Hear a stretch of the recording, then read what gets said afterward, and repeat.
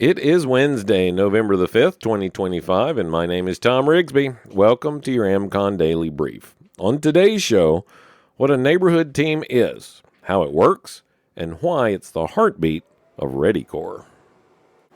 We'll get things started with the latest from the ASAT team and today's Daily Sit Rep. This is your AmCon Daily Sit Rep for November the 5th, 2025. Up first today, the British Broadcasting Corporation, or BBC, has been caught broadcasting deceptively edited video footage related to the events of January the 6th, 2020. The footage in question made it appear as if former President Trump was encouraging rioting. This incident highlights the ongoing challenges of media bias and misinformation, reminding viewers to remain cautious about the sources of their news, especially during politically sensitive times. In other news, the FDA has issued a recall for Neutrogena Makeup Remover Ultra Soft Cleansing Towelettes. The recalled products, identified by the lot code 1835U6325A, were found to have bacterial contamination. This recall affects consumers in Texas, South Carolina, Georgia, and Florida. While health risks are generally temporary, individuals with weakened immune systems should be particularly vigilant. Users are advised to dispose of any affected products immediately. Switching to consumer awareness, beware of online business scams.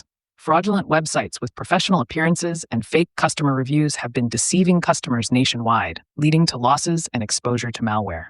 Consumers are urged to verify business credentials, avoid pressure tactics, and use secure payment methods like credit cards or PayPal. Checking business reviews on trusted platforms can also help avoid scams. On the healthcare front, hospitals nationwide are reportedly changing their medical treatment consent forms by replacing the term vaccine with broader terms such as biologic or biogenic. This change may lead to patients unknowingly consenting to vaccine treatments if they do not carefully review the updated consent documents. It is advised to read all medical forms thoroughly to avoid unwanted treatments.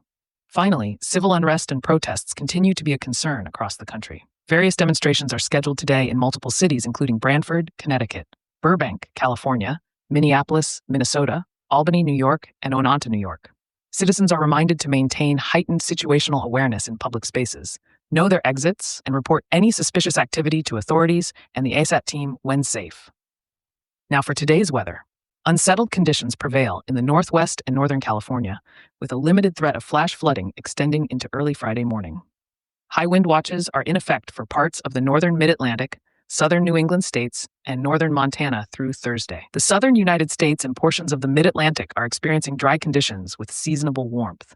A strong atmospheric river will bring moderate to heavy rainfall, gusty winds, and mountain snow to parts of the Northwest through Thursday, with ongoing impacts into Friday from a cold front.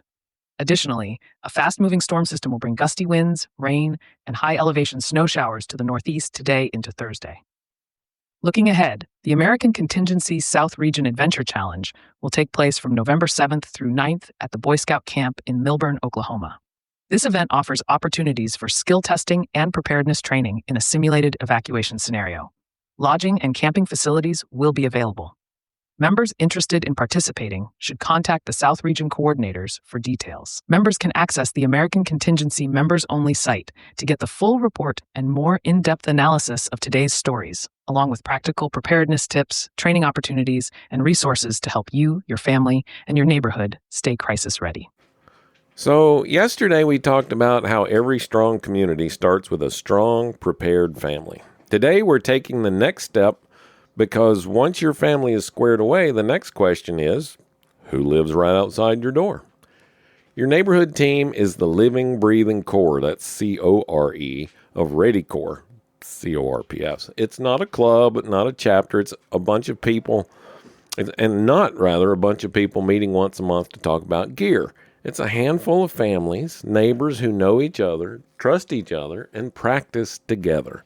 That's where real resilience starts. Here's how it works. Each team starts small, usually 5 to 10 households on a single street or block.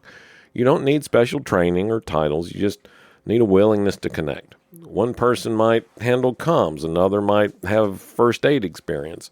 Yet another might organize logistics or help check in on elderly neighbors. Everyone brings something to the table, and everyone has something they can improve upon. Then, when something happens, a storm, a power outage, or it's just a safety concern, your neighborhood team becomes the first layer of response. You're the bridge between family-level readiness and the wider ReadyCorps network. That's how the capability chain works. Individuals are part of families, are part of teams, are part of metros, regions, etc. Every link in the chain matters. The best part, well, you don't need to wait for permission to start. All you have to do is invite a few families over for coffee, talk about local risks, and start planning. Wherever you live, there are risks that are common. Might be weather, power outages, ice storms.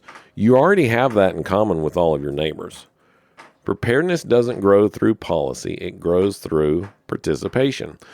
When your neighborhood starts to feel like a team, readiness becomes part of daily life instead of it's that once a year or once a month or once a quarter project. Your neighborhood team isn't about command and control, it's about connection and capability. It's where friendship and function meet. And that's the culture we're building through ReadyCorps. So this week, take one small step toward building your neighborhood team. I want you to knock on a couple of doors, send a couple of texts, or start a conversation with a couple of neighbors. You don't have to pitch preparedness, just get to know them. Take the initiative to start a neighborhood text thread and just go from there. Connection always comes first.